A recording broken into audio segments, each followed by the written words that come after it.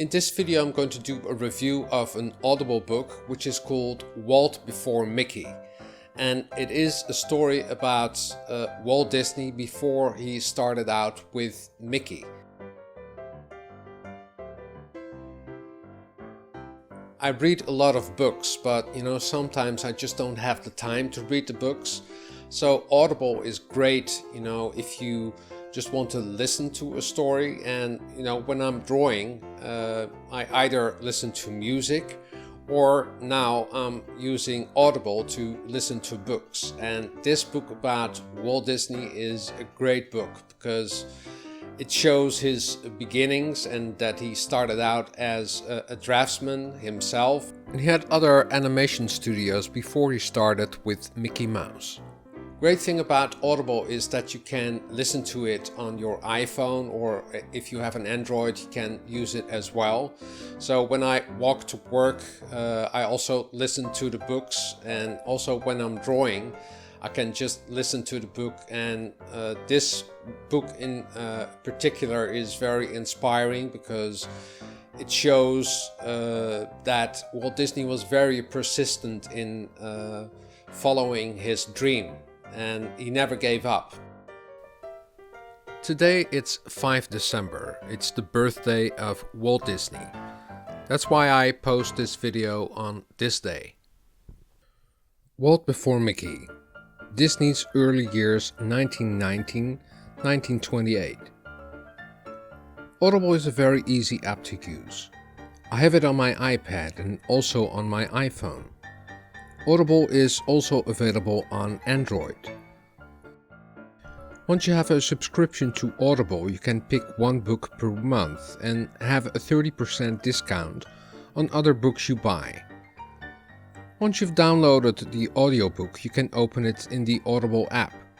You can easily switch between your iPad or iPhone, and the story continues where you left off.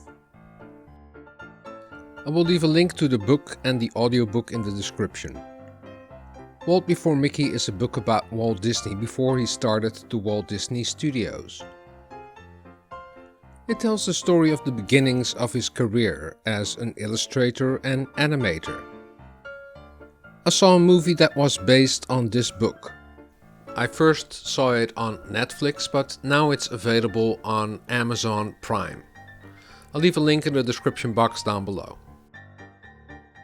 I've read a lot of books and biographies about Walt Disney. When I was 11, I got the art of Walt Disney from my parents when we visited Walt Disney World in Florida. I was hooked and wanted to know everything about Walt Disney. I learned English by translating that book.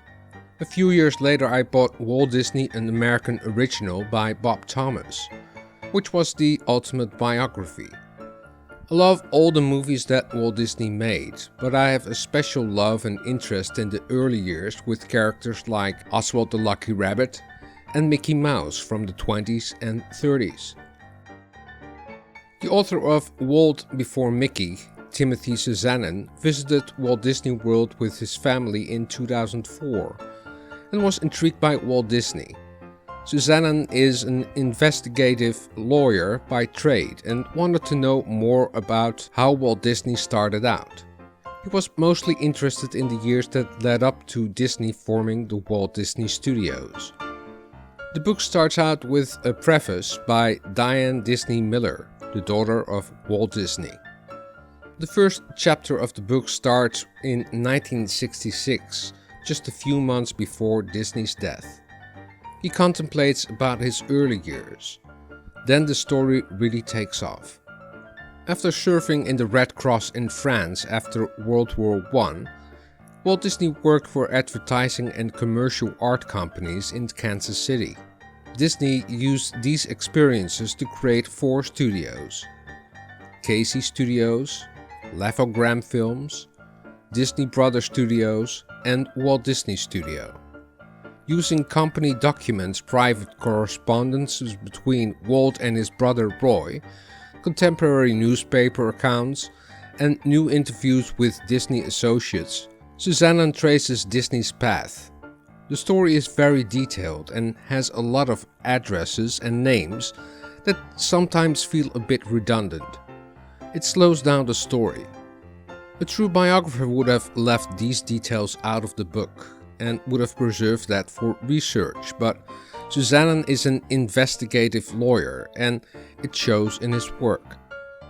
Nonetheless, the story shines a detailed light on the early years of Walt Disney and his struggles to become an artist. It gives a great insight into the people he worked with and how he developed as an artist, animator to director and storyteller. It's interesting to learn more about the people he worked with, especially Up Works, the man that designed Mickey Mouse. The story is engaging and takes you back to the time that animation still needed to be invented. Walt Disney knew how to motivate his artists, even if he had no money to pay them. Chapter 9 covers the period from 1926 until 1928, when Walt Disney started the Walt Disney Studio at Hyperion Avenue in Los Angeles. It was the time that they made the Alice comedies, with a mix between live action and animation. After the Alice comedies, Disney started with a new series, Oswald the Lucky Rabbit. A rabbit that looks similar to Mickey Mouse. In 1927 there were a lot of cat cartoons like Felix the Cat and Crazy Cat. They needed another animal, so they chose a rabbit. Oswald the Lucky Rabbit was the first cartoon character that had a character of his own. Before that time, all cartoons were gag-oriented. The Walt Disney Studio made 27 cartoons in the Oswald series. The cartoons were produced by Winkler Productions for Universal Pictures. With the income from the series, Disney finally made profit after 8 years of failures and hired new artists. When discussing a new contract with producer Charles Mintz, Disney found out that the majority of his animators signed a contract to work for Mintz. Disney didn't have the rights to Oswald, so he lost everything. On a trip from New York to Los Angeles, Walt Disney, together with his wife Lillian, came up with a new character, Mickey Mouse. Works designed Mickey Mouse and solely animated the first Mickey Mouse short, Plain Crazy. This is where the story ends. I hope you enjoyed this video, and if you like it, please give it a thumbs up. I'll leave links to the book and also to Audible, and these are affiliate links, so when you click on it and buy the book or have a subscription with Audible, I get a small percentage, and I can use that to maintain this channel and also buy new books and do some new reviews about great books that are coming out about art or animation. I hope you enjoyed this video, and if you like it, please give it a thumbs up or subscribe to my channel, and don't forget to hit that notification bell, because each time I upload a new video you get a notification. Drawing is fun and practice makes perfect. See you next time. Doodles!